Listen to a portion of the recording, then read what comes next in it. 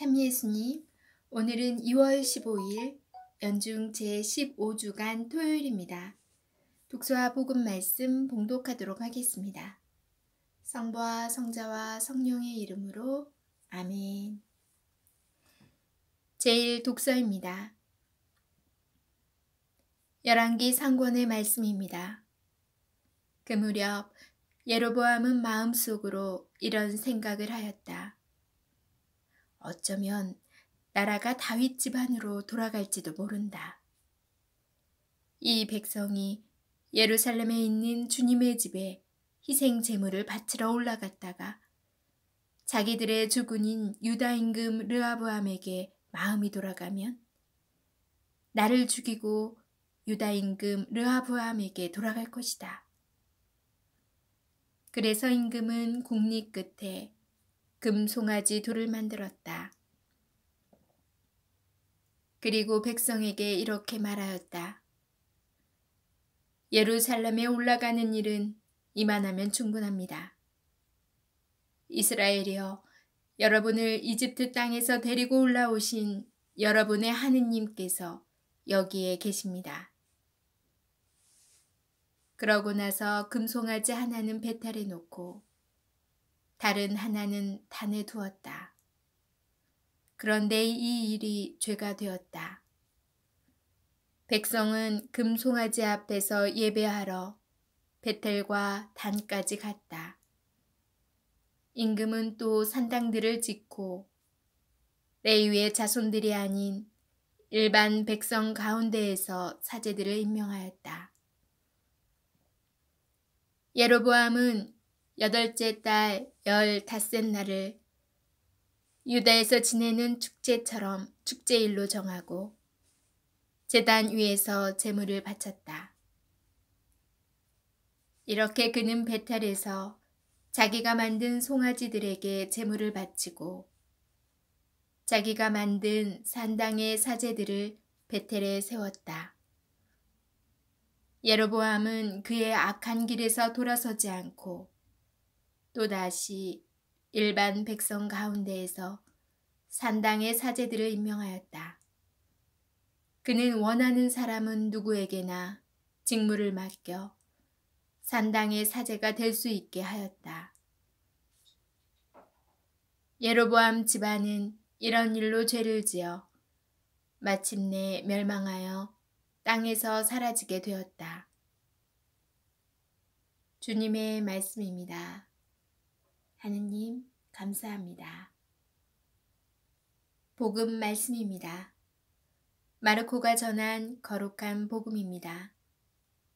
그 무렵 많은 군중이 모여 있었는데 먹을 것이 없었다. 예수님께서 제자들을 가까이 불러 말씀하셨다. 저 군중이 가엾구나. 벌써 사흘 동안이나 내 곁에 머물렀는데 먹을 것이 없으니 말이다. 내가 저들을 굶겨서 집으로 돌려보내면 길에서 쓰러질 것이다.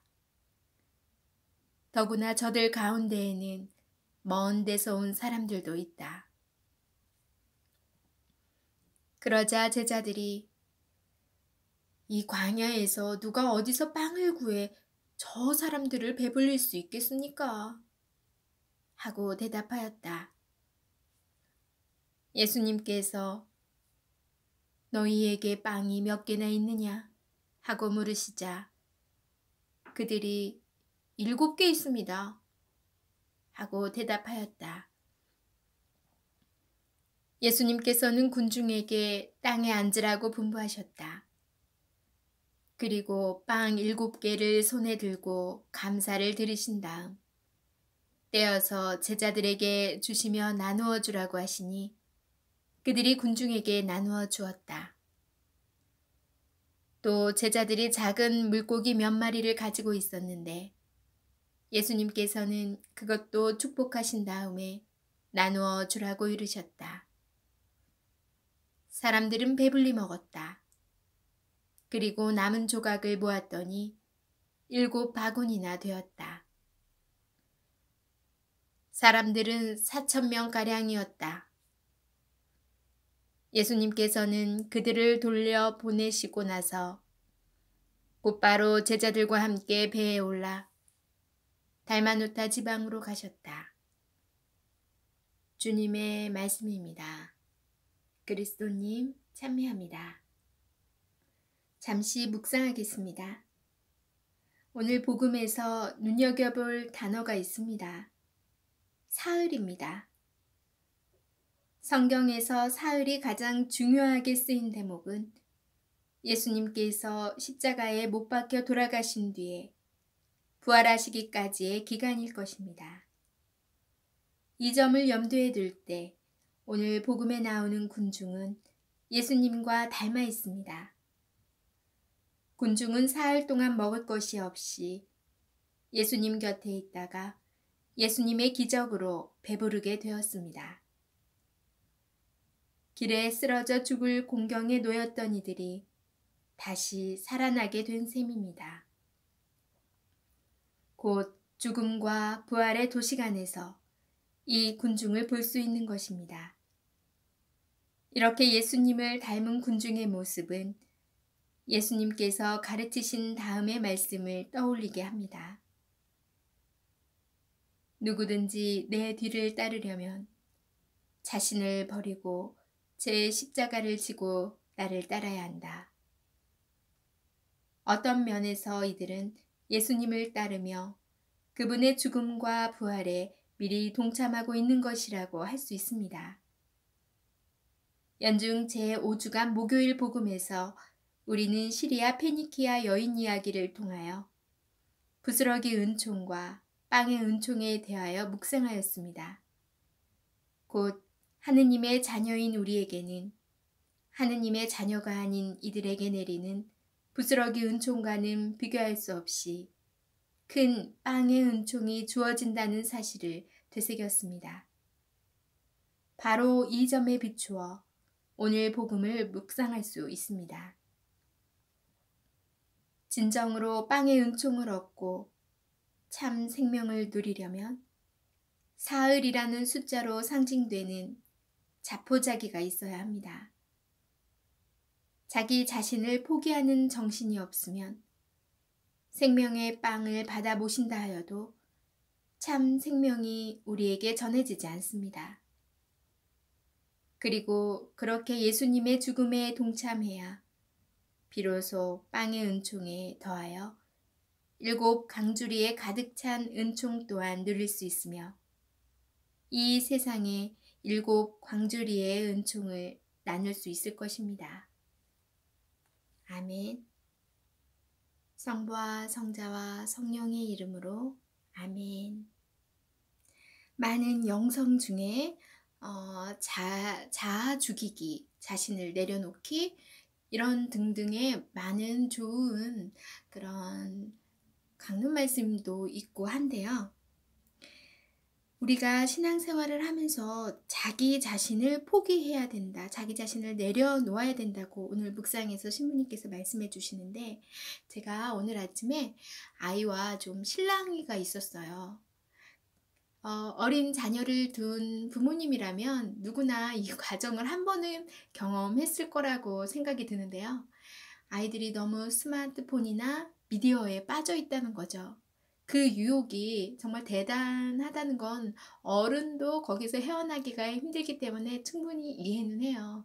하지만 부모 입장에서는 아이들이 너무 거기에 빠져 있는 게 결코 좋아 보이지 않고 이걸 어떻게 될까 늘 고민 중에 하나인데 오늘 작은 막내 아이가 제가 이 미디어를 볼 수 있는 시간을 어느 정도 정해놨는데 이것만 더 하면서 이제 실랑이가 시작되었어요. 그러다 제가 결국 욱하고 이제 화를 내서 그 마무리되고 이제 아이가 다시는 안 그러겠다고 다짐을 하면서 끝이 났는데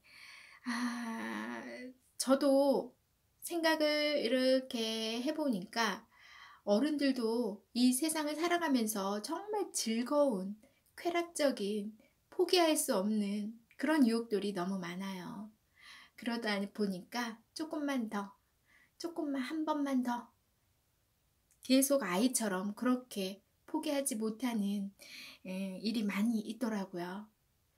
하지만 아이하고 그 부모와의 관계에서 아이가 이렇게 약속을 지키지 않으면 신뢰가 깨지거든요. 그래서 쟤는 앞으로 약속은 했지만 또 이런 일이 일어날 것이다. 아, 어떻게 하지? 그러면서 점점 이제 신뢰도가 떨어져서 아이에게는 안 좋은 영향이 자꾸 가게 되는 걸 느껴요. 하나님께서도 마찬가지겠다는 생각이 들었어요. 우리가 세상 것의 유혹에, 쾌락에, 즐거운 일에 너무 빠져 있고 다시 돌아왔을 때도 하나님과의 신뢰 관계가 조금은 안 좋게 되겠다라는 생각이 들었어요.